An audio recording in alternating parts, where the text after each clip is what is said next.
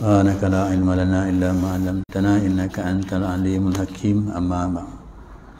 Alhamdulillah, kita sambung bacaan hadis daripada kitab Mustika Hadis dalam bab wajib menyampaikan ilmu agama dan kelebihannya.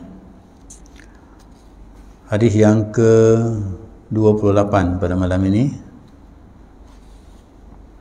Sebelum itu saya ingatkan diri saya dan juga tuan-tuan, marilah sama-sama kita pertingkatkan amal ibadat kita kepada Allah Subhanahu wa taala. Dah masuk bulan Rejab, ya, bulan Rejab.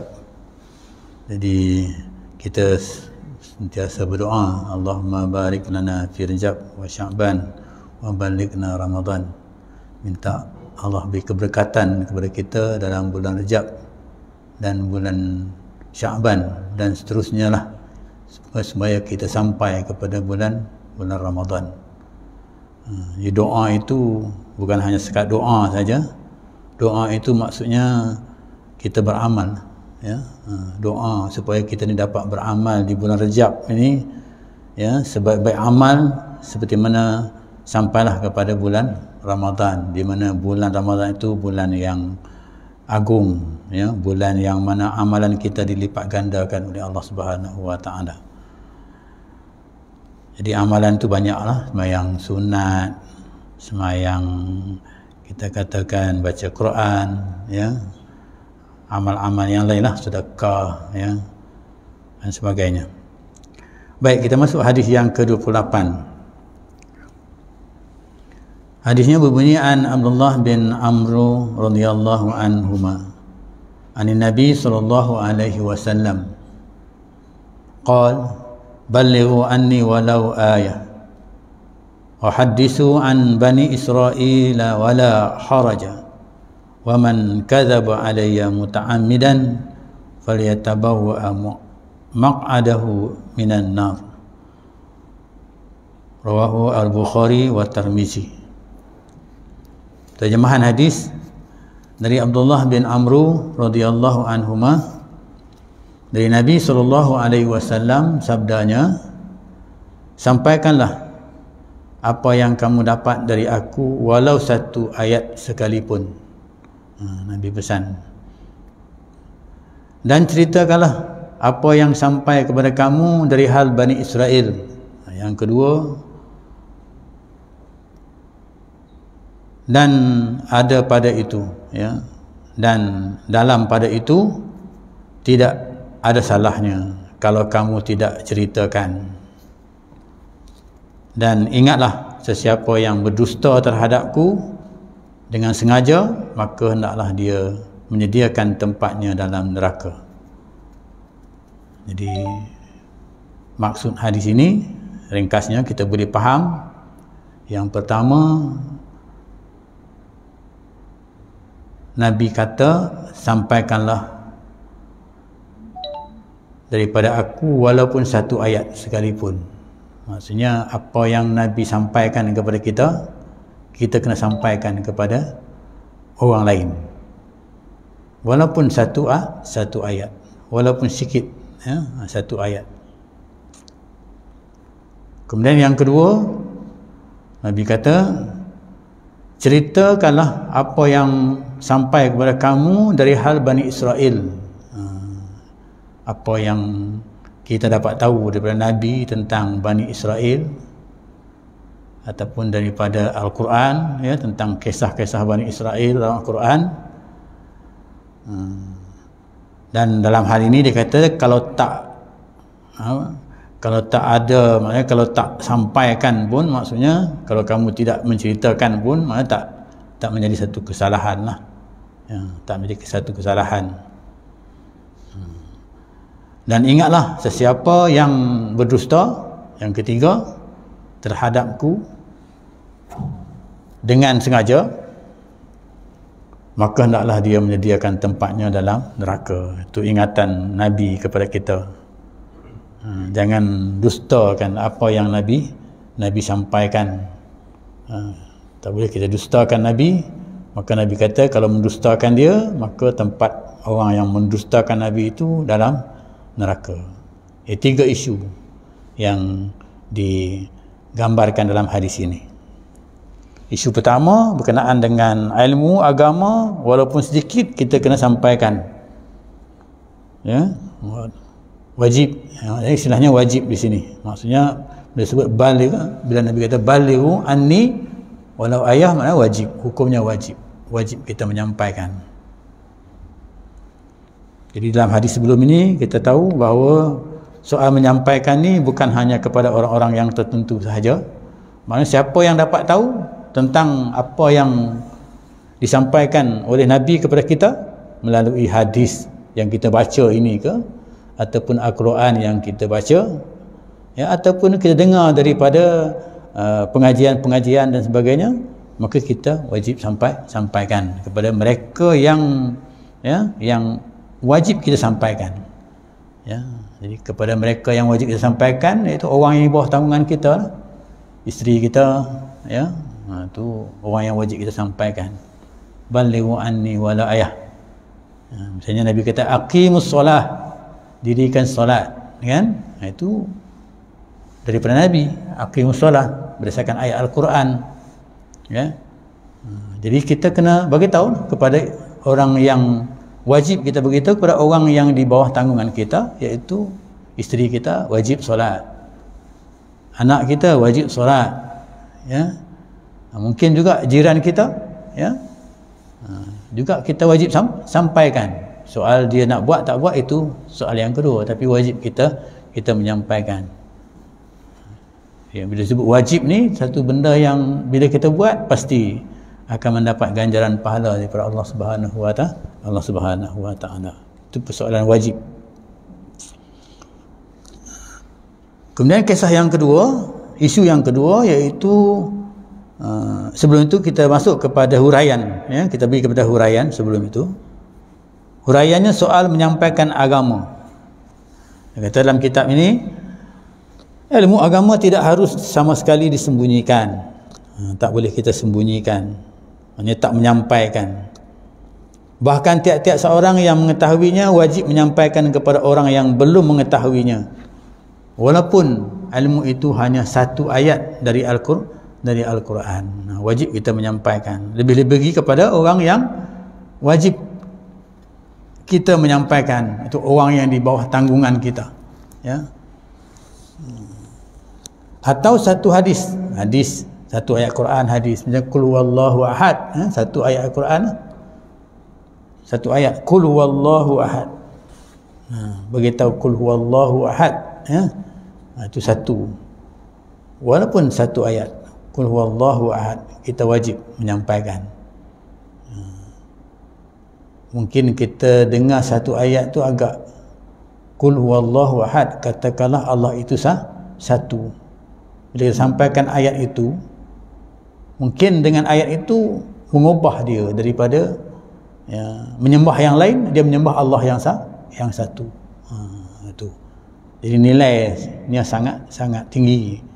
Ya, kita boleh dengan ayat itu boleh mengubah dia daripada neraka ke syurga, boleh mengubah dia daripada neraka ke syurga, boleh mengubah dia daripada tak baik kepada yang baik. Kalau zaman jahiliah itu, maknanya zaman tu zaman tak baik, semua orang dikatakan tak baik. Sebab apa? Sebab menyembah berhala. Jadi bila sampai ayat itu, ada orang yang ikut ayat itu, maka dia telah menyampaikan sesuatu yang baik, ya, mengubah keadaan, kita katakan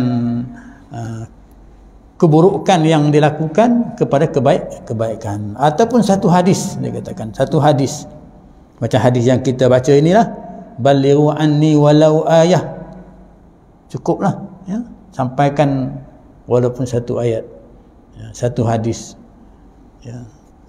Ataupun banyaklah hadis-hadis yang pendek yang Nabi sebut, misalnya sampai satu ayat yang berkaitan dengan agama, ya, hadis. An-nazafatu minal iman, ya, hadis, ya, itu hadis, ya. Banyak hadis-hadis yang pendek. Man qala la ilaha illallah dakhala jannah, siapa kata la ilaha illallah masuk syurga, kan. Itu hadis yang pendek, kan. Contoh, ya. sampaikan, ya, yang kita tahu. Jadi maksudnya di sini tak boleh kita diam lah, tak boleh kita duduk diam. Jadi seolah-olah tugas menyampaikan ni, tugas tabligh ini, iaitu istilah ataupun dikatakan dakwah lah. Kita menyampaikan, kita mendakwah dia supaya lebih baik, supaya dia jadi baik, supaya ikut, ya, kepada perintah Allah Subhanahu Wa Taala. Jadi berdakwah, jadi mana soal dakwah ini bukan tak boleh kita simpan, maknanya kita kena dakwah, kita kena sampaikan, kena bagi tahu. Kalau zaman Nabi, dakwah yang pertama dia buat dakwah secara sulit, ya. Dia pergi jumpa seorang-seorang sulit, ya. Lepas tu baru dakwah lah secara umum, ya. Ataupun itu ya, satu Al-Quran, ataupun satu hadis, atau satu hukum, satu hukum, ya. Apa hukum? Contohnya kita kata hukum, ya, makan riba haram, ya, itu hukum, kan, haram. Ar-rashi wal mustashi haram, ya. Siapa yang terlibat dengan rasuah hukumnya haram, yang bagi ataupun yang menerima hukumnya haram, kan. Jadi kita bagi tahu lah, kan, itu soal mencuri misalnya, itu juga, ya, soal-soal yang hukum, yang berkaitan dengan hukum, ya. Dengan itu dia kata akan tersebarlah ilmu pengetahuan agama dan hukum-hukum Islam kepada seluruh umat manusia sebagaimana yang ditugaskan kepada rasul-rasul, ya, dan Rasulullah SAW dan kepada umatnya. Dan bukan Rasul saja ditugaskan menyampaikan itu, umat-umatnya juga, ya, ditugaskan untuk menyampaikan, wajib menyampaikan sekadar yang boleh disampaikan berdasarkan ilmu yang dia dapati, ilmu yang dia dapat. Dia kata walau ayah, walaupun sikit, walaupun ayah, walaupun dia dapat sikit, dia kena sampaikan, maka tersebarlah, ya, dikatakan pengetahuan, ya, yang berkaitan dengan agama Islam itu, ya, agama yang kita anuti itu, agama Islam itu ke seluruh manusia, seluruh umat, ya. Itu yang dikaitkan dengan menyampaikan ilmu agama, iaitu dikatakan balighu anni walau ayah, ya.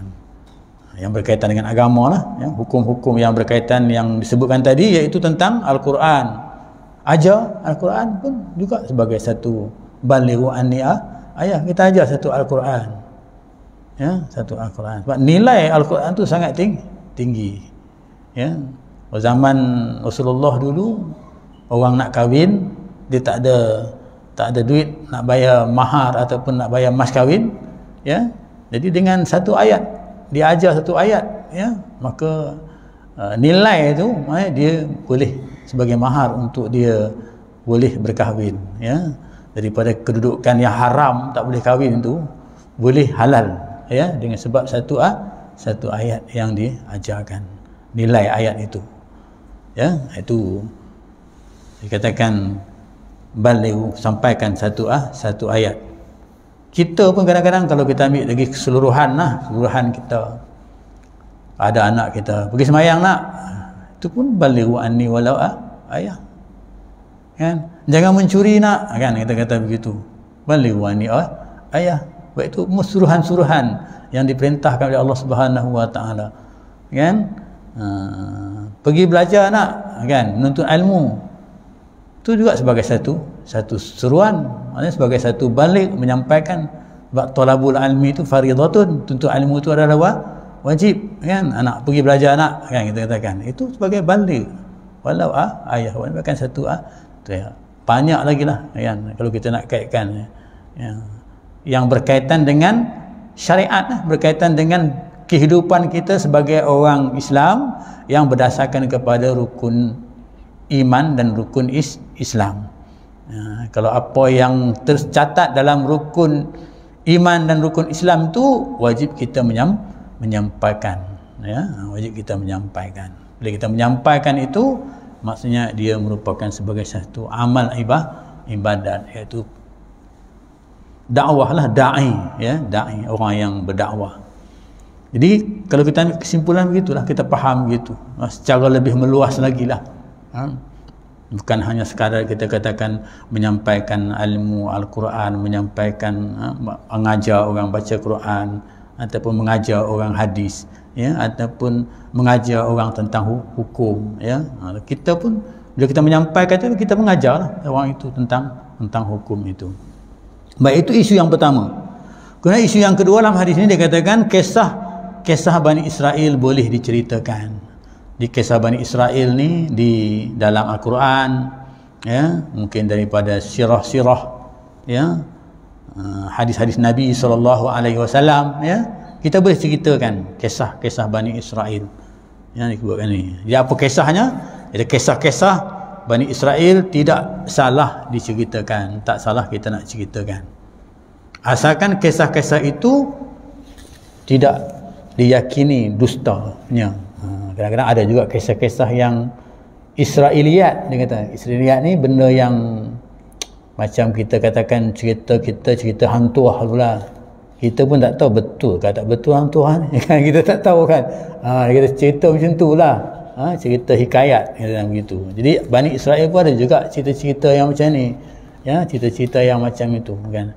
Tapi pastikan cerita-cerita yang betul. Cerita-cerita yang betul itu dalam Al-Quran lah yang betul. Ya, Al-Quran tak tipu. Bagaimana Nabi cerita, bagaimana Allah Subhanahu Wa Taala sebutkan kisah-kisah Bani Israel dalam Al-Quran. Ya, bagaimana mereka ni Bani Israel ni, orang yang satu kaum yang sangat kita katakan jahat, yang sangat melawan segala perintah Allah Subhanahu Wa Taala, sampailah kaum ni dilaknat oleh Allah Subhanahu Wa Taala dengan sikap-sikap yang ada kepada mereka. Sebab itu Allah ceritakan kaum ni dalam Al-Quran dengan tujuan untuk nak beritahu kepada kita bukan hanya Bani Israel saja, tapi kalau ada juga umat Nabi Muhammad SAW yang berperangai macam Bani Israel tu juga, maka sama jugalah, ya, hukumnya, ya. Bukan makna kata hanya untuk Bani Israel saja. Maka kisah itu menjadi pengajaran kepada kita, ya, kepada kita umat Nabi Muhammad SAW. Sebab tu Nabi cerita dalam Al-Quran, Allah cerita dalam Al-Quran pernah Nabi. Bahkan Nabi mengetahui kisah Bani Israel ini lebih daripada orang Israel itu sendiri, daripada bangsa Israel itu sendiri kan. Jadi Nabi kata dalam hadisnya ini, dia kata boleh cerita kisah-kisah asalkan kisah-kisah itu tidak diyakini dustanya, ya, kamu pasti dia cerita itu cerita betul lah, berdasarkan Al-Quran. Itu pun mana-mana yang mengandungi pengajaran, dia kata mana-mana yang boleh mengandungi pengajaran dan mendatangkan iktibar kepada kita, menjadi pengajaran dan mendatangkan iktibar. Dalam Al-Quran banyak kita tentang Bani Israel ini, dan daripada kalangan nabi-nabi pun banyak kalangan nabi-nabi ni daripada Bani Israel, ya, banyak kalangan nabi Bani Israel, kita kan. Nabi Musa, ya, Bani Israel yang kita boleh sebut lah, ya, dalam kisah-kisah Al-Quran. Kita seperti kisah kaum yang diperintahkan membunuh diri untuk bertaubat dari dosa mereka menyembah patung anak lembu. Kisah Nabi Musa, ya, mereka ni, ya, diperintahkan oleh Allah Subhanahu Wa Taala supaya membunuh diri mereka kalau mereka nak taubat, nak tebuskan dosa mereka, kerana mereka itu menyembah lembu, ya, menyembah seekor lembu, anak lembu, ya, anak lembu. Ketika Nabi Musa alaihi salam tinggalkan mereka bersama dengan Nabi Harun, ya, di satu tempat di padang pasir selepas mereka melintasi Laut Merah, ya, apabila dikejar oleh Fir'aun, kan. Jadi Nabi Musa pergi, ya, diperintahkan oleh Allah Subhanahu Wa Taala pergi ke Bukit Tursina, ya, Bukit Tursina, ya, dan Nabi Musa pun mengharapkan supaya Allah Subhanahu Wa Taala ni memberikan kepada dia satu peraturan, satu undang-undang ataupun kitab, ya, yang boleh membimbing umat-umat dia, iaitu Bani Israel itu. Jadi Nabi Musa pergilah, ya, ke Bukit Tursina, ya, Kisah ceritanya kalau panjang lah kalau sebut kan, nak ceritakan dia pergi ke sana untuk nak mendapat panduan, kita katakan ya, kitab ya, yang untuk membimbing Bani Israel. Mulanya dia pergi, jangka masanya 30 hari saja ya, pergi sampai di sana nak berdapat panduan daripada Nabi, daripada Allah Subhanahu Wa Taala ya. Dia sampai sana, dia istilahnya dia beribadat di Bukit Tursina itu ya, berpuasa dan sebagainya ya, sampai masa 30 hari, maka ketika itu barulah dia boleh ya diberikan, kita katakan macam Nabi Muhammad lah naik ke Isra Mi'raj dan Isra Mi'raj, mengambil Al-Quran, mengambil solat 5 waktu dia pun jugalah dapat bimbingan kitab yang dikatakan Taurat itu ya, kitab Taurat itu ya, sebahagian daripadanya lah ya kan, dia ambil ya, sampai hari yang ke-30 kisahnya dia nak berjumpa lah, bila nak berjumpa dengan Allah Subhanahu Wa Taala, nak dapatkan panduan itu, kitab itu kita katakan, peraturan itu kita katakan. Kemudian dia rasa mulutnya tu berbau ya, sebab mungkin dia berpuasa, berbau, jadi dia bersugi dululah, dia basuh mulut dia dulu. Ketika dia basuh mulut itu, maka malaikat Jibril katakan kepada dia ya, dia mungkin kalau kita kata salah lah ya, sebab dia sepatutnya tak payahlah basuh mulut dia, kerana mulut orang yang berpuasa itu seperti mana bau kasturi, kata malaikat Jibril.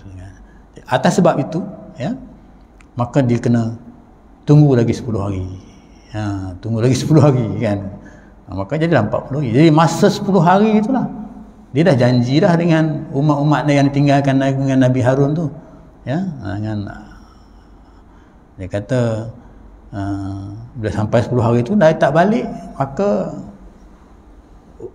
mereka yang tinggal itu dengan Nabi Harun tu, mereka pun nak baliklah sembah. Cuma ada juga yang dihasut oleh syaitan, biasalah kan syaitan ni, dia tak balik dah tu Musa tu kan ya, panduan yang dapat. Jadi kita sembahlah Tuhan Nafiri ni, dia kata lembu ya, seekor lembu, anak lembu, sembah. Jadi bila balik hari yang ke-40 baru dia balik, dia tengok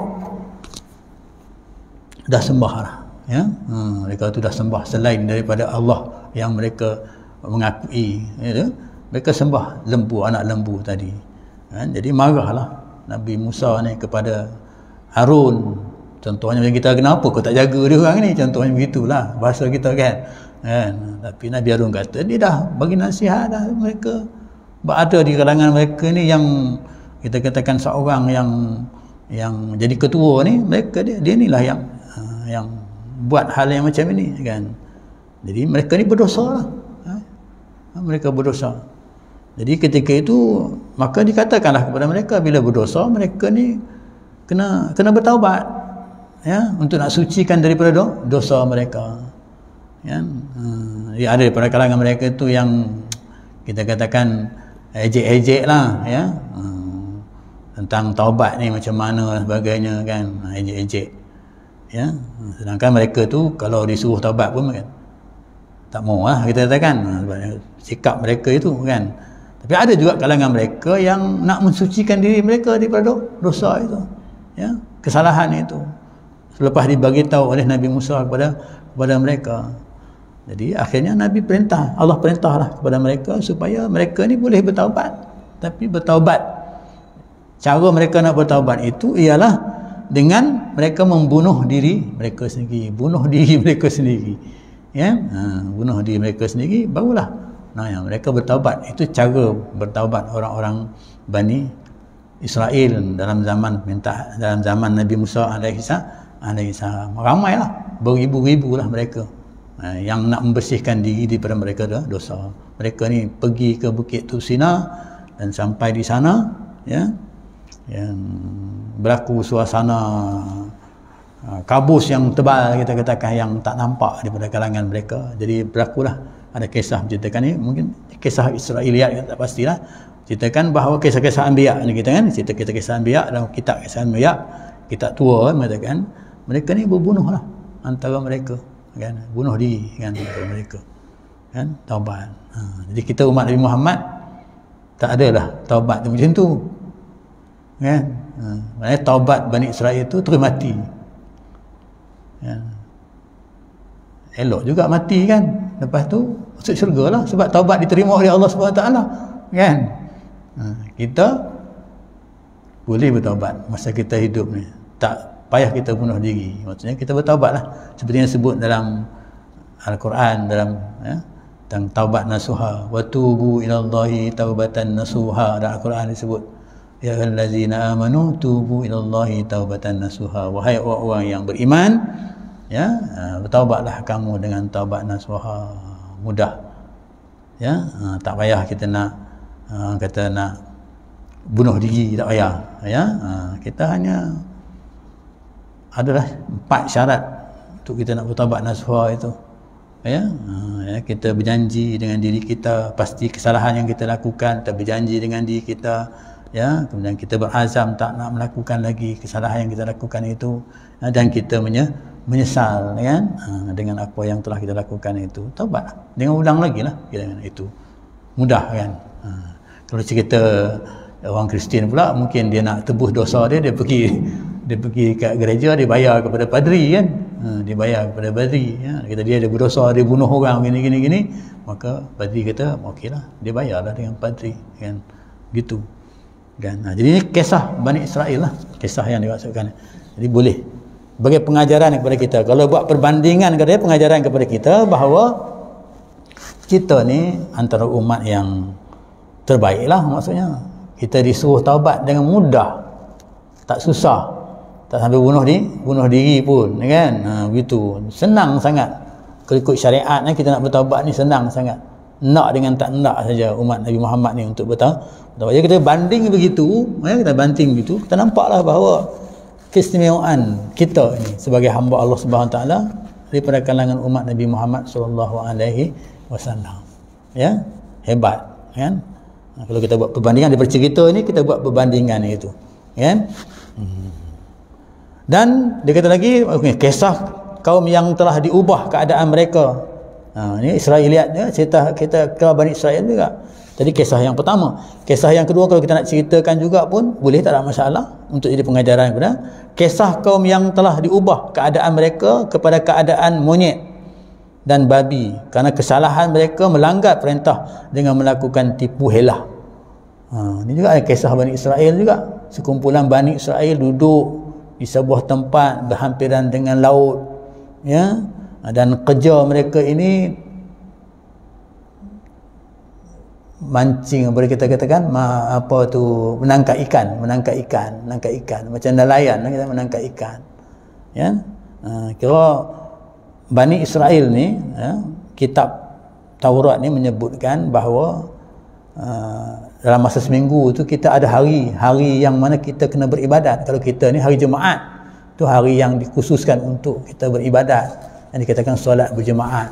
Dan amal-amal ibadat kita lakukan pada hari Jumaat tu, mana kata baik daripada hari-hari yang lain, sebab hari Jumaat tu dia kata Sayyidul Ayyam, ya, ibu segala hari, kan. Orang Kristian apa orang Yahudi pun macam tu juga, Bani Israel ni, dia ada hari mana hari itu hari dia untuk beribadat, dia tak boleh buat kerja pun. Kan. Kita ni kalau kita bandingkan, maksudnya tak sampai lah macam tu. Kita ni boleh buat kerja juga hari Jumaat pun, tapi bila sembahyang Jumaat tu sembahyang Jumaat lah, kan. Begitu perbandingan yang kita buat di sini, kan. Nampak, kan, istimewanya, ya, umat Nabi Muhammad SAW ni, kita ini, kan, dengan Bani Israel. Tapi kalau tengok ceritanya Bani Israel, dia kata dialah bangsa yang mulia sekali, bangsa yang top sekali, dialah, kan. Dalam kitab-kitab dia menceritakan sampai hari ini pun dia kata dialah bangsa yang tinggi derajatnya, ya, daripada bangsa-bangsa yang lain, Bani Israel itu, kan. Jadi mereka ditangkap ikan, ya, tangkap ikan. Pada hari yang mereka tak boleh tangkap ikan, iaitu hari Sabtu, kan? Tak boleh tangkap ikan, hari itu kena beribadat. Mereka kena beribadat. Jadi tak boleh tangkap ikan hari tu kan. Jadi bila tak tangkap ikan hari tu, maka kebetulan hari yang mereka tak tangkap ikan tu ikan banyak. Ikan datang tunjukkan diri lah kat pantai kan. Jadi kalau orang mancing mesti lari, mesti sedap ni kalau dapat mancing kan. Kalau kita hari ni lah kan mancing kan, ikan nampak tu kan, senang je, campak je kail kan, dapat lah kan. Itu tentulah nak pergi kalau kita mancing hari ni, pergi tempat yang banyak ikan lah, kita tahu adalah sebutannya macam mana kan. Jadi ketika itu hari Sabtu tu hari yang ikan tu banyak kan, dia suka kan, datang. Ini ujian Allah Subhanahu Wa Taala kan. Hari yang mereka nak tangkap tu, yang boleh tangkap tu tak boleh, tak datang, tak banyak ikan macam tu kan. Jadi mereka nak buat macam mana ni? Mereka ni hari ni tak boleh tangkap ikan, kalau tangkap nanti salah pula kan. Jadi mereka kepung je ikan tu ya, kepung, halau, tak tangkap lah, halau kepung yang masuk dalam sungai ke dalam satu kawasan ke dan sebagainya. Kalau kita sini pasang pukat lah kan, tak tangkap, pasang pusat ya kan, itu hari Ahad baru tangkap kan gitu. Jadi mereka tak tangkap lah kan. Itu tipu helah lah, tipu helah ya. Ada ustaz saya dulu dia cerita tipu helah ni, dia kata esok orang yang macam ini, dia kata Allah tipu helah dia juga di hari akhirat kan. Allah bakar dia hari akhirat kan ya. Tapi bakar dia macam mana? Masuk dia dalam tong deram masuk dalam tong deram tu, lepas tu bakar tong deram tu. Tak bakar dia, bakar tong deram tu. Dia duduk bising, kenapa bakar dia? Allah kata, aku kan bakar kamu, aku bakar tong deram. Itu contohlah ustaz saya dulu cerita, saya lupa apa nama masa mengajar. Ini orang yang helah lah, buat tipu helah kan Allah Subhanahu Wa Taala. Ini kisah-kisah lah ya, kisah-kisah yang berlaku. Maka akhirnya mereka ni jadi monyet kan, jadi monyet. Kir ya, dalam bahasa Arab kir ya. Okey, itu kisah Bani Israil. Boleh cerita, boleh tak cerita. Jadi cerita dengan tujuan untuk apa? Untuk nak buat perbandingan dan menjadikan pengajaran kepada kita. Balik menyampaikan juga itu. Sebab menyampaikan cerita, mungkin cerita ni orang suka dengar kan. Cerita ni orang suka dengar. Tapi di sebalik cerita tu ada dia punya pengajaran yang kita dah dapat kan. Itu pun dia kata balik juga, menyampaikan juga ya daripada Al-Quran. Dalam kisah Al-Quran tu banyak. Kalau kita baca Al-Quran, betul kita minta baca terjemahan dia ya, tentang Bani Israil, cerita Bani Israil, banyak cerita ya, cerita tentang Bani ya, Nabi Lut, Bani Israil tu kan. Banyak. Baik, itu yang kedua, kisah Bani Israil. Jadi hal ini maksudnya, kisah ini kata Nabi dalam hadis ini, dia kata boleh cerita, maksudnya boleh, maknanya cerita asalkan kisah tu tidak diyakini dusta, boleh ceritakan kan, ataupun tak nak, berdasarkan kepada untuk nak mendapatkan, kita katakan nak mendapatkan pengajaran ya. Kemudian yang ketiga ya, tajuk yang ketiga yang hadis ini bahaskan kepada kita ya, bahaskan kepada kita, tajuk yang ketiga iaitu ini ingatan. Kadang-kadang kita ni bila menyampaikan sesuatu ya, kadang-kadang bila cerita ni tentang Bani Israil ni, kadang-kadang nak sedapkan cerita kita tambah-tambah kan, begitulah kan. Nak sedapkan cerita ni kita tambah-tambah, betul juga. Bila soal tambah-tambah ni, yang ini kata Nabi SAW, balasan yang paling buruk bagi orang yang berbuat dusta terhadap Rasulullah. Jadi Rasulullah cerita lain, kita cerita lain kan. Ini balasan yang paling ingat kan. Jadi mereka boleh cerita, tak ada masalah, boleh cerita, tapi pastikan cerita itu mesti jangan dusta kan. Jangan dusta. Dalam hal menyampaikan apa yang datang dari Rasulullah SAW, tiap-tiap seorang hendaklah berhati-hati. Yang dia katakan kena hati-hati supaya ia tidak melakukan sesuatu yang dusta terhadap baginda dengan mengatakan perkara yang disampaikan itu berpunca dari baginda, padahal yang sebenarnya tidak demikian.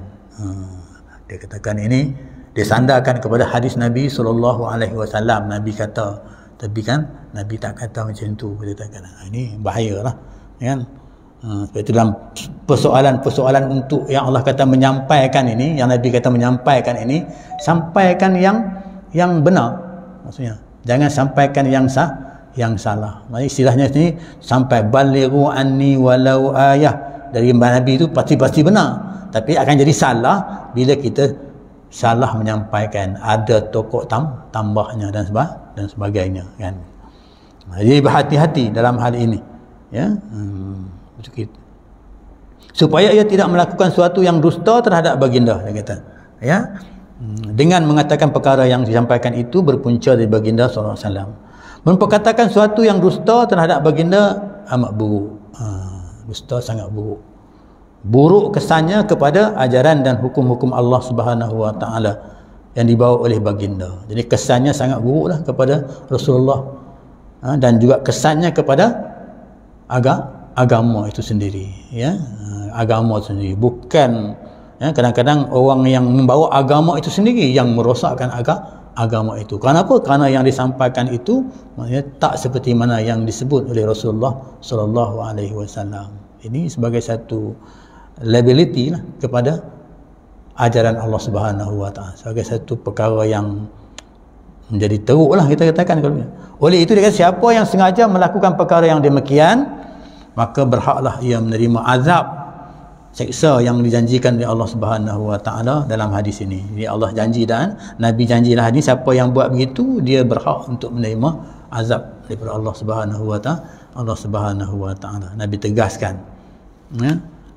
Kadang-kadang atas sebab pengaruh, atas sebab jawatan dan sebagainya ya, dia putar belitkan keadaan hukum Allah Subhanahu wa taala itu untuk justifikasikan apa yang dia lakukan itu benar. Ini salah lah ya. Dia nak justifikasikan, dia nak jadikan apa yang dia buat tu walaupun salah, nak membenarkan apa yang dia buat kan.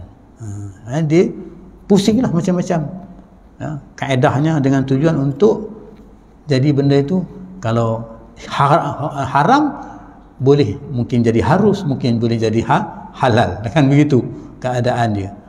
Dan justifikasikan begitu. Jadi ini satu perkara yang sangat yang Nabi pesanlah dia di sini.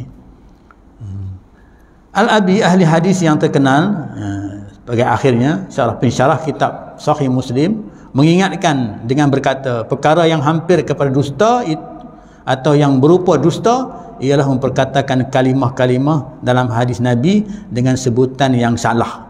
Sampai macam tu sekali disebut. Ni Al-Abi. Kalau kita baca hadis salah pun, itu pun dikira satu pendustaan kan. Kita kena hati-hatilah ya.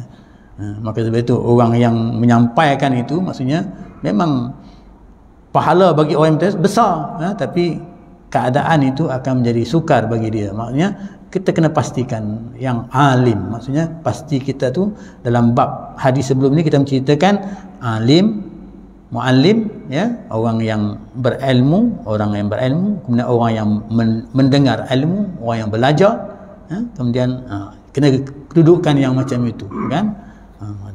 Boleh kita menyampaikan itu, kena berhati-hati di sini. Al-Abi ini yang lebih ya. Kata seorang ulama hadis lah ya, kalau baca hadis salah pun maksudnya itu satu pendustaan. Sebab bahasa Arab ni kalau salah sebut ataupun salah titik bawah atas pun dah menjadi satu makna yang lain kita katakan.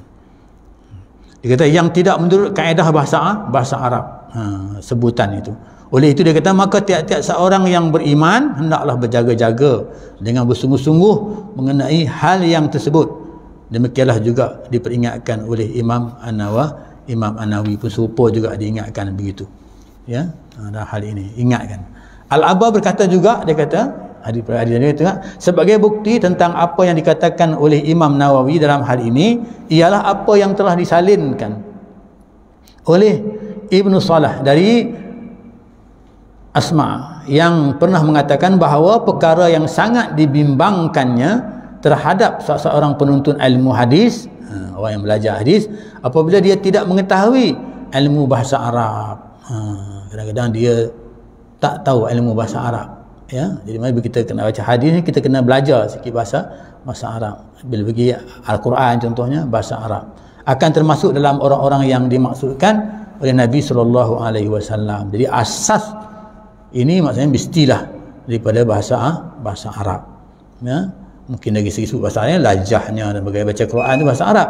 Yang berdusta terhadapku dengan sengaja, kata, maka hendaklah dia menyediakan tempatnya dalam neraka, kata Rasulullah SAW. Kerana baginda tidak pernah menuturkan sabdanya dengan cara yang salah kepada kaedah-kaedah bahasa Arab. Nabi ini bahasanya sangat fasih, sangat jelas. Ya, bahasanya sangat jelas, fasih. Ya, bahasanya sampai tutur katanya itu ya menjadikan penyair-penyair Arab ni terpekun. Kenapa? Dia ni tak sekolah, dia tak belajar, tapi kata-kata yang keluar daripada mulutnya itu merupakan kata-kata yang cantik, kata-kata yang sedap didengar dan sebagainya, kan. Itulah kisah ya dalam hadis ini menceritakan kepada kita. Jadi, saya ulang balik, saya dapat pengajaran kepada kita. Yang pertama, isu dia iaitu berkaitan dengan sampaikan walaupun satu ayat, berkaitan dengan agama, berkaitan dengan hadis ataupun Quran, mengajarlah yang kita katakan. Yang kedua, kisah Bani Israel itu boleh kita cerita, ya, pastikan kebenarannya, ya. Kemudian yang ketiga, Nabi ingatkan jangan kita ni berdusta dengan apa yang kita sampaikan, ya. Berhenti setakat itu. Aku liqauli hadza wa astaghfirullah. Assalamualaikum warahmatullahi wabarakatuh. Wallahu a'lam.